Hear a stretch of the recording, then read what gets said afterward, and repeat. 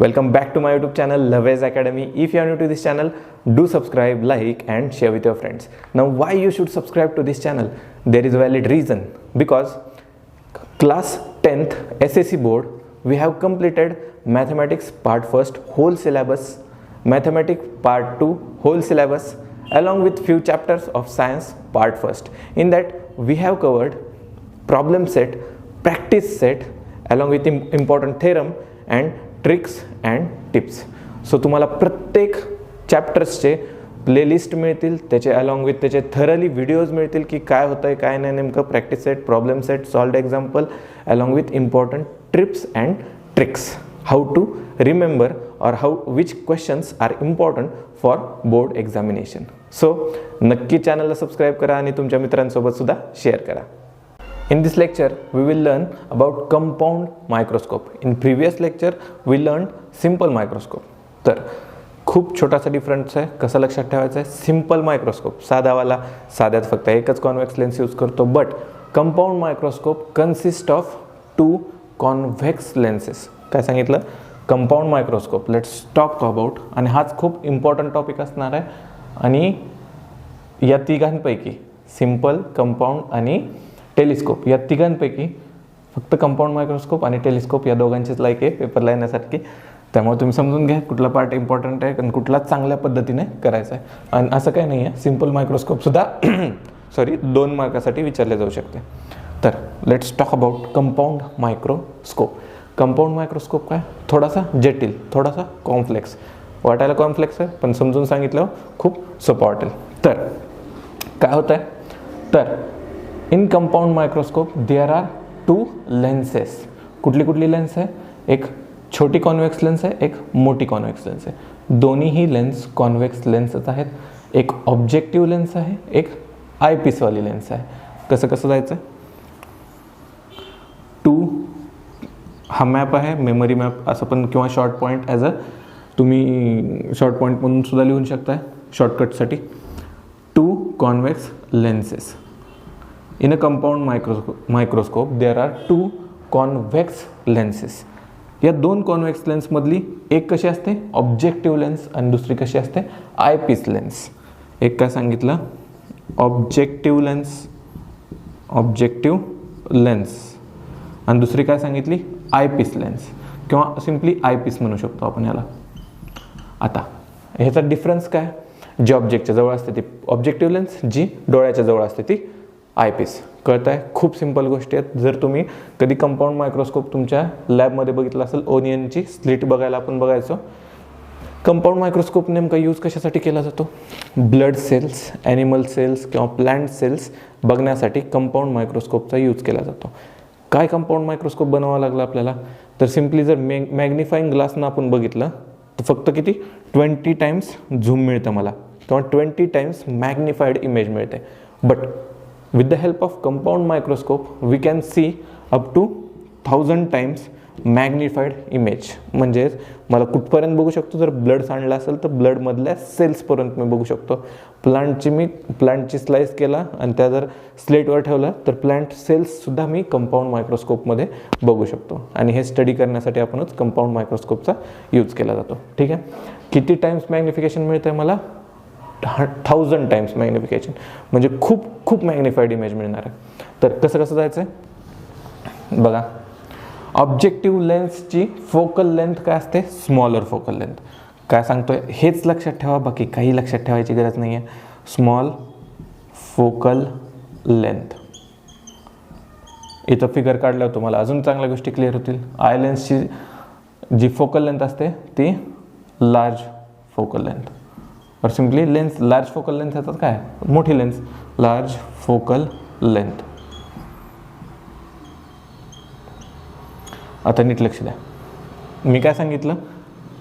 जर तुम्ही compound microscope बघितला असेल तर तुम्ही वरून बघता त्यामध्ये, आणि असं खाली करत फोटो येऊन जाईल, किंवा जो थंबनेलमध्ये फोटो तेच आपलं कंपाऊंड मायक्रोस्कोप. इथं छोटीशी लेन्स असते आणि इथं मोठी लेन्स असते ज्याच्यातून तुम्ही बघतात. हा तुमचा डोळा असतो. ठीक आहे. आणि असं व्हाईट कलरचं एक इक्विपमेंट असतं ते.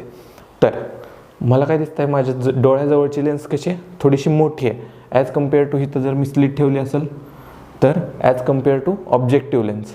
म्हणजे हे असं पण लक्षात ठेवू शकतो काय, तर objective lens have a smaller focal length, म्हणजे छोटीशी लेन्स असणार आहे. आणि दुसरी कोणती, आय पीस, दॅट इज डोळ्याच्या जवळ असणारी लेन्स कशी आहे, मोठे. दोन्ही पण लेन्सेस कशात माझ्या कॉन्व्हेक्स लेन्सेस आहेत. ठीक आहे, इथपर्यंत तरी कळालं. आता कसं कसं ॲक्ट होतं. The optic centre of both lenses lie on a same principal axis. नीट लक्ष द्या, गोष्टी फक्त ऐकायला अवघड आहेत, पण जसं जसं समजून सांगतोय तुम्हाला अजून गोष्टी क्लिअर होत जातील. ऑप्टिक सेंटर म्हणजेच काय, पॉईंट ओ, जो सेंट्रल पॉईंट असतो लेन्सचा, दोन्ही लेन्सचा कुठं लाय करतो, एका सेम प्रिन्सिपल ॲक्सिसवर, एका सेम प्रिन्सिपल ॲक्सिसवर. आणि ह्या दोन्ही लेन्स एका मेटॅलिक ट्यूबमध्ये असतात. आणि त्याच्यातलं डिस्टन्स कसं आपण कमी जास्त करू शकतो, जेवढं आपल्याला मॅग्निफिकेशन करायचं आहे, थोडं करायचं आहे, थोडं वाढवलं, जास्त करायचं आहे, अजून त्यांच्यातलं डिस्टन्स ॲडजस्ट करावं लागतं. जसं की आता हा मी कॅमेरा यूज करतो आहे, मला पक्षावर फोकस करायचं तर मी रिंग हलवणार आहे, त्यांच्यातलं डिस्टन्स बदलणार आहे, मगच माझं झूम इन होणार आहे. तेच आहे ऑब्वियसली इथं यूज करतो आपण ते, म्हणजे कॅमेराजमध्ये सुद्धा हीच सिस्टीम आहे आपली. तर आता तुम्हाला माहिती आहे ही कुठली लेन्स असणार आहे, माझी ऑब्जेक्टिव्ह लेन्स. ऑब्जेक्टिव्ह लेन्स ही कुठली लेन्स असणार आहे, आय पीस, म्हणजे माझा डोळा ह्या साईडला लाय करणार आहे. तर बघा इमेज काढताना कसं काढायचं, एकदम मस्तपैकी ट्रिक सांगतो तुम्हाला. छोटी लेन्स आहेत, सो त्याची फोकल लेन्थसुद्धा काय असणार आहे, छोटी असणार आहे. कुठून, इथपर्यंत असेल बाबा, हां ठीक आहे, इथपर्यंत असेल. मग जर मी ऑब्जेक्ट इथं काढायचं तुम्हाला, कशाच्या, फोकस पॉईंटच्या बिहाइंड, तर ऑब्जेक्ट काढल्यावर माझी इमेज कशी फॉर्म होईल, या पद्धतीने. ठीक आहे, इथं माझी इमेज फॉर्मेशन झालं आहे. आता ही कशी लेन्स आहे माझी, हायर लेन्स, म्हणजेच हायर लार्जर फोकल लेंथ असणारी माझी लेन्स आहे. कुठलीवाली, आय पीसवाली. आणि त्याचं फोकस पॉईंट कुठे येणार आहे, इथं. म्हणजेच हे एफ ओ, हे एफ ओ डॅश, हे काय येणार आहे, एफ ई, आणि इकडं कुठं तर मागं एफ ई डॅश, लिहायची गरज नाही आहे. एफ ओ म्हणजे काय, focal length of a objective lens. F E म्हणजे काय, focal length of a eyepiece. गडबडून जाऊ नका, काहीच नाही आहे, चिल्लर आहे. फक्त फिगर कशी काढायची लक्षात ठेवा. ऑब्जेक्टिव्ह लेन्सच्या अलीकडं ऑब्जेक्ट ठेवायचा, तो पण कुठं, फोकस पॉईंटच्या बिहाइंड. रेज कसे जातील, या पद्धतीने जातील रेज. रेज गेले आणि कुठं मीट झाले, या पॉईंटला, that is behind this point. आता जे फॉर्म झालेली इमेज आहे, सपोज हे तुमचा ऑब्जेक्ट आहे, ही त्याची इमेज आहे, ए डॅश बी डॅश. तर ह्याला तर कसं वाटणार आहे की बाबा ह्याच्यापासून प्रोड्यूस होणारी, ऑब्जेक्टिव्ह लेन्सपासून प्रोड्यूस होणारी इमेज ह्याच्यासाठी ऑब्जेक्टचं काम करणार आहे. इमॅजिन होतं का, थोडंसं फील घ्यायचा प्रयत्न करा. काय सांगितलं मी, ऑब्जेक्ट इथंच ठेवला होता, पण त्याची इमेज इथं तयार झाली, जी की मॅग्निफाईड होती. म्हणजे इथं एकदा मॅग्निफिकेशन झालं, इथं एकदा मॅग्निफिकेशन झालं.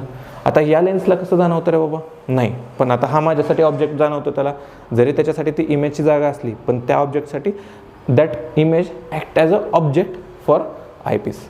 कळतात गोष्टी, that image act as a object for eyepiece. आणि मला माहिती आहे जर इथं फोकस पॉईंट आणि ऑप्टिक सेंटरच्या जर मी मध्ये ठेवलं तर इमेज फॉर्मेशन कसं होतं, असं. जर इथून माझा फोकस पॉईंट असं, दॅट इज रे कसे जाणार आहेत माझे, डायव्हर्जिंग. इथं काय असणार आहे माझा, आय, कारण ही आय पीस आहे. आता हे तर काय, diverging rays never meet with each other. मग कसे दिसणार आहेत मला ते, इकडं कुठंतरी मागं व्हर्च्युअली मीट झाल्यासारखे ते दिसणार आहेत. ठीक आहे, म्हणजे आता बघा तुम्हीच की बाबा माझा इथं ऑब्जेक्ट होता, त्याची इमेज इथं तयार झाली. आता इमेजचं परत एकदा ह्या लेन्सला कसं वाटलं, नाही, ते तर माझ्यासाठी ऑब्जेक्टच आहे.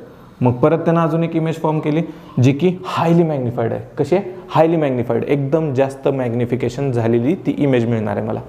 कळतं गोष्टी.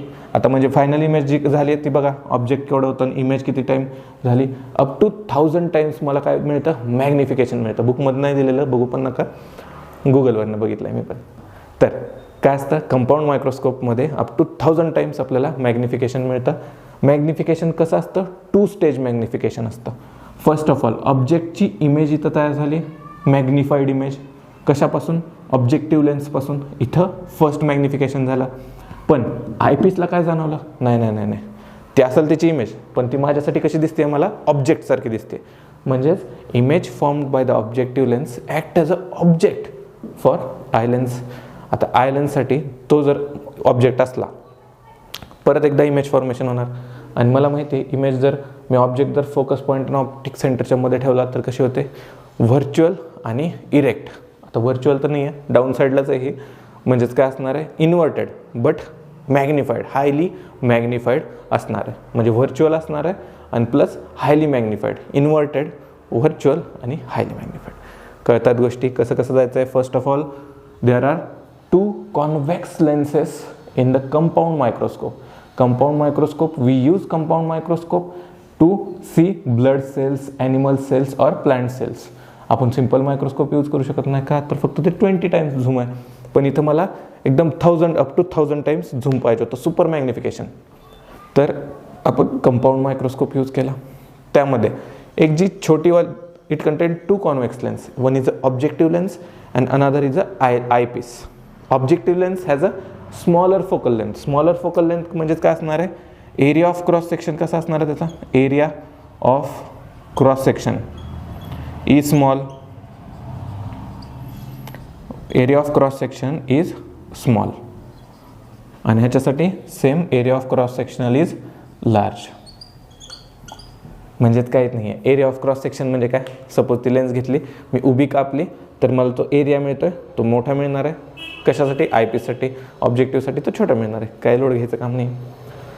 ऑब्जेक्टिव्हची फोकल लेंथ छोटी होती, आयपीसची फोकल लेंथ मात्र मोठी आहे. ऑब्जेक्टच्या जवळ कुठली लेन्स आहे, ऑब्जेक्टिव्ह लेन्स आहे, त्यालाच आपण ऑब्जेक्टिव्ह लेन्स म्हणतो. आणि जे डोळ्याच्या जवळची लेन्स आहे त्याला आपण आयपीस म्हणतो. ऑब्जेक्ट कसं काढायचं होतं आपल्याला, फोकसच्या थोडंसं बिहाइंड ठेवायचं. मग ऑब्जेक्टची इमेज फॉर्मेशन कुठं होणार आहे, बिफोर दॅट आय पीस, आणि ते पण कुठं, in between focus and optic centre. आणि मला ह्या कंडिशनसाठी माहिती, ही एकच स्पेशल कंडिशन आहे ज्यासाठी व्हर्च्युअल इमेज तयार होते कॉन्व्हेक्स लेन्समध्ये. ठीक आहे. सो व्हर्च्युअल इमेज तयार झाली जी की अप टू 1000 टाइम्स मॅग्निफाईड होती. कळलं आत्तापर्यंतच्या सगळ्या गोष्टी. खूप सिम्पल आहे, ह्याच्यात काहीच दम नाही आहे, फक्त ते फिगर बघून आपल्याला कपाळात जातात. पण काय भ्यायची गरज नाही ह्याच्यात, एकदम सिम्पल आहे. 2 लेन्सेस आहे, एक ऑब्जेक्टिव्ह लेन्स आहे, एक आय पीस आहे. ऑब्जेक्टिव्ह लेन्सचं काय असतं, छोटी असते, स्मॉलर फोकल लेंथ. छोटी आहे, स्मॉलर फोकल लेंथ. दुसरी कोणती आहे, आय पीस, मोठी फोकल लेंथ, मोठा क्रॉस सेक्शन. नंतर image formed by the objective lens act as a object for eyepiece. ह्या गोष्टी क्लिअर केल्यात मी आधीच. म्हणजे फर्स्ट ऑफ ऑल ऑब्जेक्टसाठी 2 स्टेज मॅग्निफिकेशन. फर्स्ट मॅग्निफिकेशनमध्ये काय झालं, फक्त एकदाच मॅग्निफिकेशन झालं, आणि ते कोणामुळे झालं, ऑब्जेक्टिव्ह लेन्समुळे झालं. ठीक आहे, इथपर्यंत कळालं होतं. आणि जी इमेज तयार झाली, पण आय पीसला कसं वाटतंय, नाही नाही नाही, ती त्याची इमेज असेल, पण ती माझ्यासाठी कशी आहे, ऑब्जेक्टसारखी ॲक्ट करते. मग हे कसं पकडतं त्याला, ॲज अ ऑब्जेक्ट. आणि मग परत अजून मला अजून मॅग्निफाईड इमेज मिळते. मला सपोज ह्याला नाव टाका PQ. म्हणजे जी लास्ट इमेज, म्हणजे सेकंड मॅग्निफिकेशन होऊन जी मिळणारी इमेज असते ती मला हायली मॅग्निफाईड इमेज मिळणार आहे. कळतात गोष्टी. अजून लिहिताना अजून 2-4 वाक्य लिहा, त्यांना पण बरं वाटेल, एक्झामिनरला चेक करणार आहे की बाबा optic centre of those two lenses lie on a same principal axis. म्हणजे ऑप्टिक सेंटर एकाच लाईनीवर लाय करतात, त्याचंच नाव काय, principal axis.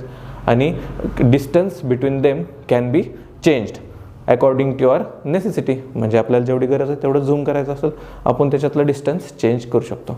That's it for this lecture compound microscope. Next lecture thoroughly आपण बघूया टेलिस्कोपवर. पण हे सगळ्या गोष्टी शॉर्टकट्स आहेत सगळे, लक्षात ठेवण्यासाठी हे पहिलं लिहून घ्या. क्विक रिव्हिजन, 2 लेन्सेस, एक ऑब्जेक्टिव्ह, एक आयपीस. ऑब्जेक्टिव्हची स्मॉल फोकल लेंथ, आयपीसची large focal length. According to that small cross sectional area, large cross sectional area. Image object, त्याचं मॅग्निफिकेशन एकदा झालं. परत ह्याच्यासाठी काय जाणवलं, अरे हे तर माझ्यासाठी ऑब्जेक्ट आहे, ह्यानं अजून एकदा मॅग्निफाय केलं तर अप टू 1000 टाइम्स मला मॅग्निफिकेशन मिळणार आहे. This is it for the compound microscope and uses of compound microscope to in a scientific lab और सायन्स लॅब. कशासाठी, to see the plant cells, animal cells आणि blood cells बघण्यासाठी. ठीक आहे. मित्रांसोबत नक्की शेअर करा, लाईक करा आणि सबस्क्राईब करा चॅनलला. दरवेळेस सांगतोय पण करा. लिहून घ्या सगळे पॉईंट्स.